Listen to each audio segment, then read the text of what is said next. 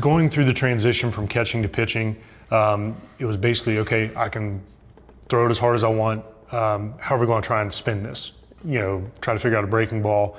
And, going back to our earlier discussion about pro ball, not having, certain coaches be able to explain, okay, here's how you do this, try this grip. It's always, well, this worked for me. Well, guess what? Might work for you, doesn't work for me. You're left-handed, I'm right-handed. Yeah. There's a lot of differences here. So it seems like a very traditional way of going about it. Like, hey, try this grip or try that grip, or like, hey, lift, point your toe or whatever type of thing, right? Exactly. And it was a lot of trial and error trying to figure out what was going to work for me. And what helped me the most at that point, going through the low minors, was talking with other pitchers, whether it be on my team or with opposing teams, and getting their take on what worked for them. Okay, I'm going to modify this a little bit.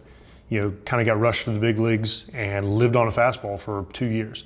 And then got to Atlanta, got around Tim Hudson, and started talking about just different grips, how to try to attack hitters.